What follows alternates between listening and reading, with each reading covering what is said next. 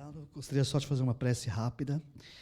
Elevando nosso pensamento até Jesus, quero pedir sua bênção, Senhor, para que a gente possa, nessa noite abençoada, ser envolvido nesse amor incondicional que você tem sobre a nossa humanidade. Que assim seja, graças a Deus. Hoje eu escolhi para falar sobre Jesus, como a Neuza disse, é o nosso governador planetário, que tem um amor incondicional para a humanidade, né? E eu gostaria depois de falar um pouco mais sobre isso. Bom, eu gostaria, antes de começar, falar que teve um Big Bang, que é a grande explosão, né? E desse Big Bang surgiu aí uma partícula que foi dado o nome de Terra, que é o nosso planeta. E quando iniciou esse Big Bang, quando esse pedaço, né, de rocha incendiada por um fogo incandescente, ali naquele instante, naquele momento, já se selecionaram um espírito puro para ser o governador daquele futuro planeta. E o espírito que foi escolhido e que nós os conhecemos pelo nome de Jesus, tá bom? Então foi ele que escolheu. Rapidamente só dizendo que essa terra, que era uma bola de fogo, ela levou milhares e milhares de anos para esfriar, né? O esfriamento foi sempre do lado de fora para dentro. Foram milhares e milhares de anos, então, para que esfriasse a Terra, para que tivesse os primeiros oceanos primitivos, a atmosfera adequada, as primeiras vidas orgânicas, que foram os unicelulares. Aí começaram os primeiros seres humanoides, né? Um homem. Bom, então foi nesse momento, como eu disse, que Jesus foi escolhido, tá? Quando, desse momento, só um instantinho para a foto. Obrigado, Sônia. E Jesus, gente, ele não é o único, ele não só governa o planeta Terra. Se você pesquisar na internet, tem inclusive o Geraldinho, né, que é grande amigo do Chico Xavier, diz que Chico Xavier contou para ele que Jesus é governador de 5 planetas. Um planeta no sistema de Capela, que já é regenerado, em Sirius, que é um planeta feliz, Quiron, que é um planeta primitivo, que eu vou falar um pouquinho mais à frente sobre ele, e outro planeta em formação, além da Terra. Beleza? E aí, como falei para vocês, tinha os primeiros homens, nós éramos aí do planeta primitivo, e aqueles homens que habitavam aqui a Terra, eles eram bem primitivos mesmo, estavam nas suas primeiras reencarnações. Então, eles eram bem ingênuos, não conheciam ainda o fogo, a roda. O que aconteceu? Tinha um planeta chamado em Capela, ali na estrela de Cocheiro, que estava passando pelo mesmo momento que a gente está passando agora. Ele estava passando de um momento de provas e expiações para a regeneração. E 25 bilhões de espíritos foram convidados a deixar aquele planeta, porque não estavam mais condizentes com o padrão vibratório daquele planeta, que estava mudando o padrão vibratório dele, e eles foram convidados aqui à Terra, tá? Para que eles pudessem contribuir com o progresso da humanidade aqui na Terra. E aí nós tivemos 4 grandes povos, né, que foram os egípcios, os hindus, os hebreus e os arianos, que deram origem aos latinos, celtas, os gregos, os germanos, os eslavos. Então, esses 4 grandes povos vieram de Capela milhares e milhares de anos atrás, tá? Ainda quando a Terra estava nesse processo de primitivo para mundo de provas e expiações. E a Capela, só para vocês terem uma ideia, ela fica a 42 anos-luz da Terra. O que isso significa? Se você tivesse um telescópio potente, que enxergasse Capela, se você acendesse a luz de Capela agora, você só enxergaria aqui na Terra 42 anos depois. Para você ver, e olha que a velocidade da luz é muito rápida. Quando vocês acendem a luz da casa de vocês, não é praticamente instantânea, é fração de segundos, né? Então, se você vê a noção de tempo, de espaço, né, que tem entre Terra e Capela. Tá? E por que você está dizendo tudo isso, Sandro? Porque isso está amarrado, porque Jesus encarnou na Terra, porque ele é um espírito puro. Se ele governa 5 planetas, por que ele iria encarnar no planeta ainda tão atrasado que é a Terra, né? E aí, no livro A Caminho da Luz, conta que essas pessoas que vieram de Capela estavam bastante desanimadas, tristes, e é compreensível, porque eles deixaram o seu lar, né, que era um planeta que estava com a tecnologia muito avançada, mais do que a Terra hoje, tecnologicamente dizendo, né? Eles só não estavam condizentes moralmente, mas o planeta era muito avançado tecnologicamente. E eles estavam deixando a sua terra natal. Então, Jesus fez uma promessa. Falou assim, olha, vocês vão nascer, reencarnar na Terra, vão ajudar o progresso dos homens que estão oriundos da Terra, e eu prometo a vocês que quando vocês alcançarem um patamar de evolução adequado, vocês voltarão para o seu planeta de origem, e vocês nunca estarão sozinhos. Eu mandarei várias pessoas na minha frente para me representar e ensinar a vocês o caminho da evolução espiritual. Mas um dia eu pessoalmente estarei presente com vocês, tá? Então, por exemplo, na Palestina ele encaminhou Abraão, Moisés, Isaías, Daniel, entre outros profetas. Na China, Furri, Lao Tse, Confúcio. Na Grécia, Sócrates, Platão. Na Pérsia, Zoroastra, né? Zoroastra, para quem não ouviu falar, ele tinha a ideia monoteísta, numa região que ainda era politeísta. Na Península Arábica, Maomé. Na Índia, o Siddhartha Gautama, que é o nosso Buda, enfim. E aí, quando chegou a vez dele vir aqui na Terra, ele levou 1000 anos para poder baixar o padrão vibratório dele e poder reencarnar na Terra. Olha o amor que ele tem com a humanidade. Baixar o padrão vibratório dele, levar 1000 anos para poder reencarnar aqui na Terra. Encarnar aqui na Terra. E por que encarnar? Porque ele nunca reencarnou na Terra. Ele só veio uma única vez e não voltará mais, tá, gente? Não voltará mais. Não tem necessidade mais dele voltar. Ele já deixou o caminho, como eu irei dizer daqui um pouco para frente.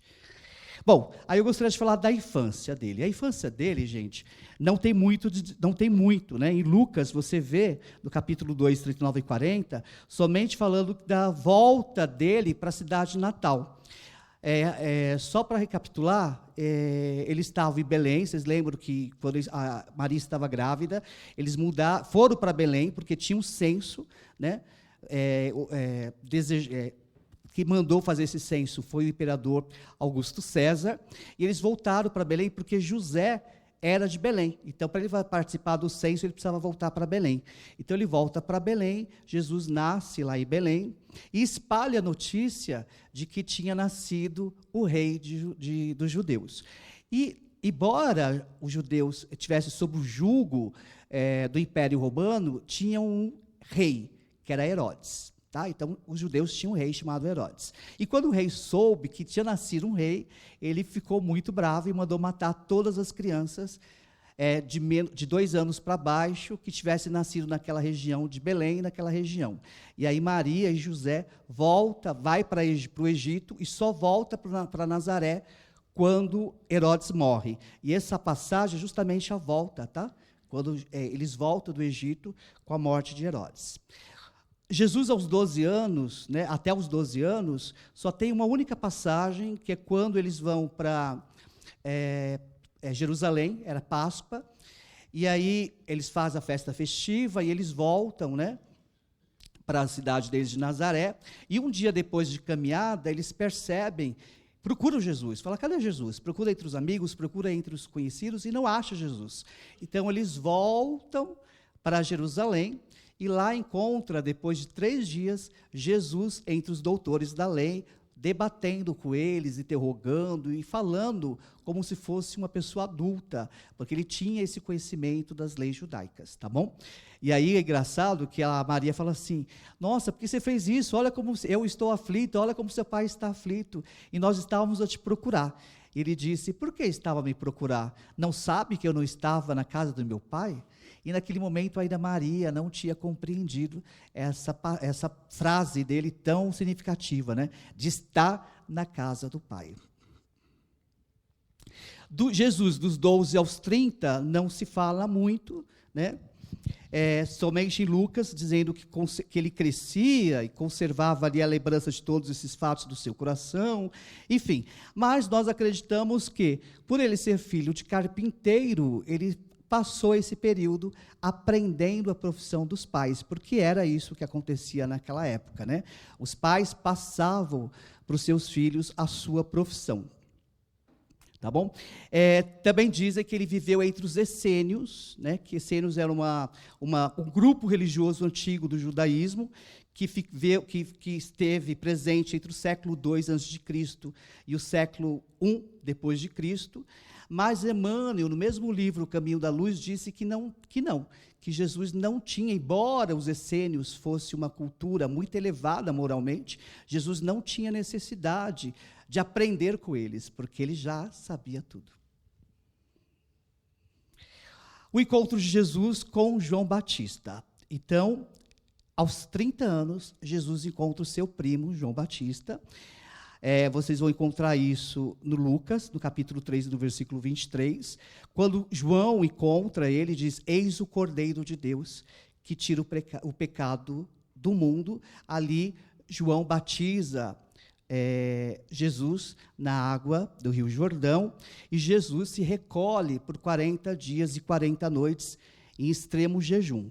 Diz que ele não bebeu nada e não comeu nada durante os 40 dias, quando ele se preparou para o seu missionato, né? Então, depois que ele saiu desse preparo de 40 dias, é que ele começa o seu missionato, buscando ali os seus primeiros apóstolos. Quem estava aqui na minha última palestra, eu até comentei que os primeiros apóstolos que foram convocados foi Pedro, né, e o seu irmão. E, bom, enfim, eu trouxe aqui, você sabe que Jesus, nesse período dele, né, de missionato, de apostolato dele, ele fez inúmeras curas, né? Curava todo mundo? Não todo mundo, né? Só quem tinha o merecimento e, principalmente, como ele dizia, a fé. Né? Ele sempre falava isso, lembra? Ele falava: a tua fé te curou, né?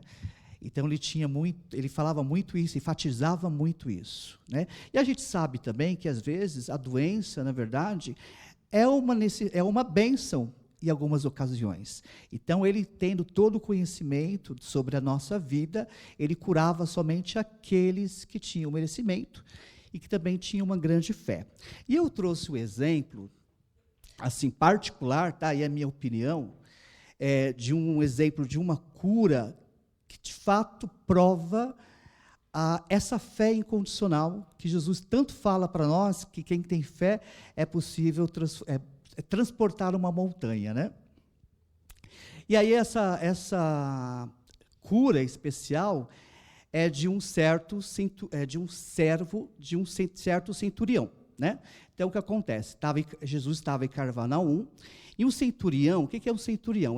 É uma patente do exército romano, e essa pessoa, esse centurião, ele toma conta de 100 soldados, tá? Por isso o nome centurião. E aí, esse centurião tinha um servo que ele o amava demais, que estava muito doente, estava acamado, estava muito doente. E ele, sabendo que Jesus estava em Cafarnaum, na sua cidade, foi procurá-lo. Gente, como eu falei, ele era romano. E ele chegou para Jesus e disse assim: eu sei que, se você quiser, você pode curar o meu servo que está muito doente e acamado. E Jesus disse: leve-me até ele. E ele falou: não sou digno que entres em minha casa, mas eu sei que, se você der ordem e você dizer que ele vai ser curado, eu sei que ele vai estar curado. E eu sei isso, que você tem esse poder, porque eu também tenho o poder de dizer para o soldado: soldado, vai lá, e ele vai. Soldado, vem cá, e ele vem. Então, se você der a ordem, eu tenho certeza que ele vai estar curado. E assim Jesus fez. Jesus disse: volta para sua casa e lá encontrarás ele curado. E ainda deixou uma grande lição às pessoas que estavam presentes, né, que eram os apóstolos, seus discípulos, dizendo que ele nunca tinha visto alguém com uma fé tamanha em toda a Judéia. Bom, aí você sabe que ele teve 12 apóstolos, e aí eu só trouxe aqui uma reflexão. Por que 12, né? Poderia ser 30, poderia ser 5, mas porque o número 12 tem um significado muito grande para os judeus. Eles são 12 tribos de Israel, né? E tem muito a ver essa analogia com as 12 tribos de Israel. E por que isso? Isso está bem nítido, porque quando Judas Iscariotes volta à pátria espiritual através do suicídio, eles escolhem Matias para substituí-lo e novamente ter 12, porque se eram 12 com a morte de Judas Iscariotes, ficaram com 11. Para não ficar com um número defasado, somente com 11, eles escolhem um novo membro para assumir essa função do apostolado, que é Matias. Tá? E apóstolo significa pregadores ou propagadores. Podemos entender, então, que Jesus é o nosso bom pastor. E isso faz nós lembrarmos a parábola da ovelha perdida, né? Que é aquele senhor, aquele pastor que tinha 100 ovelhas, e uma delas se perdeu. E ele deixa as 99 ovelhas lá e sai a procurar aquela única ovelha perdida. E quando ele acha, ele pega ela, põe no ombro, leva para casa e faz uma grande festa, convidando seus amigos, seus familiares, seus vizinhos. E isso faz uma alusão ao quanto Cristo ou Deus nos alegra quando nós, pessoas perdidas, né, que cometemos tantas falhas, espíritos imperfeitos, voltamos para o caminho do bem, voltamos para o caminho do Senhor e buscamos ser pessoas melhores. Então, o reino dos céus faz uma grande festa quando nós nos perdemos. E quando Jesus dizia, nenhuma das minhas ovelhas se perderá, podemos entender também que, já que ele é o nosso governador de Quiron, né, que é onde estão sendo levados os exilados da terra, podemos entender que isso faz muito sentido quando ele diz, nenhuma das minhas ovelhas se perderá, porque mesmo aquelas pessoas que estão sendo exiladas desde a Segunda Guerra Mundial aqui da terra, para Quiron, que é um planeta primitivo, também chegarão um dia de ser espírito puro, porque Jesus também está no leme do barco de Quiron. Faz sentido ou não faz? Né? Então, o Evangelho de Cristo, ele diz, o Evangelho de Cristo é a nossa bússola, é o nosso caminho, por isso que eu falo que Jesus não precisa mais voltar, porque ele nos exemplificou através do seu Evangelho o caminho da felicidade, o caminho da evolução espiritual, e ele dizia, ninguém vai ao Pai se não for por mim, né? Então, ele está deixando muito bem claro que o caminho é esse, que o Evangelho é o caminho para se alcançar e voltar a Deus, porque esse é o objetivo da criação do Espírito, tá, gente? Quando nós fomos criados simples e ignorantes, nós temos um propósito, evoluir espiritualmente e retornar ao nosso Criador. Esse é o nosso objetivo.